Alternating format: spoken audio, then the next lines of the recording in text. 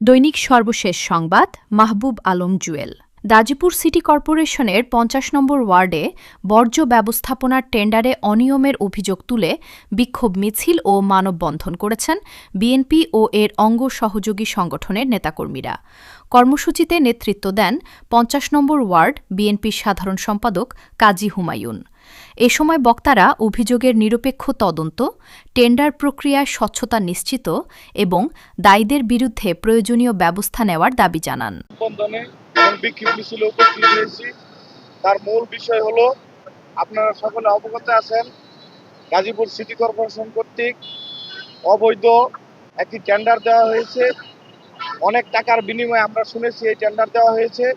এই টেন্ডার দেওয়ার মাধ্যমে এই টেন্ডার যে পেয়েছে সে একটি ফ্যাসিস্ট আওয়ামী লীগের দোসর।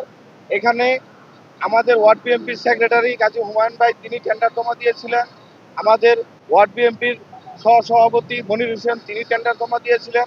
যারা দীর্ঘদিনের পরীক্ষিত নেতাকর্মী, যারা দীর্ঘদিনের আন্দোলন সংগ্রামে রাজপথে মাঠে ছিলেন, তাদেরকে বাদ দিয়ে আওয়ামী লীগের দোসর, ফ্যাসিস্টদের দোসর, যে সারা জীবন আওয়ামী লীগের সাথে আঘাত করে আওয়ামী লীগের বিভিন্ন সুযোগ সুবিধা নিয়ে ব্যবসাপাতি করে গেছে, আজকে তাকে এই অবৈধভাবে টাকার বিনিময়ে টেন্ডার দেওয়ার প্রতিবাদে আমরা ৫০ নং ওয়ার্ড বিএনপি অঙ্গ সহযোগী সংগঠন এবং এলাকাবাসী একত্রিত হয়ে আজকে মানববন্ধন এবং বিক্ষোভ মিছিলে উপস্থিত হয়েছি। অত্র প্রশ্নের জবাবে আমি বলতে চাই যে একটা ওয়ার্ডের নীতি নির্ধারক কিন্তু একজন সেক্রেটারি থাকে না, একজন হুমায়ুন ভাই থাকে না, হ্যাঁ, এর ভিতরে আরো অনেকে থাকে। তো আমরা বিগত দিনে যে আওয়ামী লীগের দোসর ছিল, এলাকা ভিত্তিক যখন আমাদের এই হাইকমান্ড থেকে বলা হলো যে আপনার যারা আওয়ামী লীগের সাথে পদপদবি নাই তাদেরকে নিয়ে আপনারা প্রচারণা করতে পারবেন, ওইরকম প্রচারণার অংশ হিসাবে তাকে সে মুক্তি চাইয়া আমাদের কাছে আসছিল। বিগত দিনে যারা আওয়ামী লীগের দোসর ছিল, কাজী মামুন রূপে তার সহযোগী সাগর, তাদের নামে টেন্ডার দেওয়া হয়েছে। তারা আওয়ামী লীগের সময় আমাদের উপর নির্যাতন হামলা করছে। এখন এই ৫ই আগস্টের পরও এই আওয়ামী লীগের নামে টেন্ডার দেওয়ার কারণে আমরা এলাকাবাসী, ওয়ার্ড বিএনপি অঙ্গ সংযোগ সবাই আমরা বিক্ষুব্ধ। আমরা এই টেন্ডার মানি না। ৫০ নং ওয়ার্ড বিএনপি এবং সহযোগী অঙ্গ সংগঠনের আজকে আমরা যেই ময়লা বর্জ্য ব্যবস্থাপনার দুর্নীতি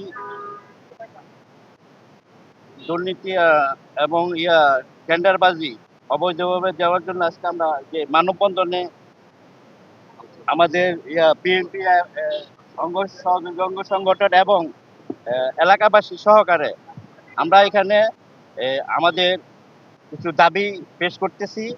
আমরা দাবিগুলো হচ্ছে, প্রথম, এক, অনৈতিক বিলম্বে টাকার বিনিময়ে অবৈধ টেন্ডার বাতিল করতে হবে।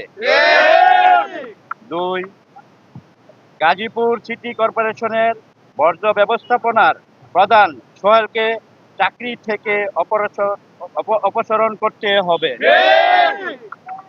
৩,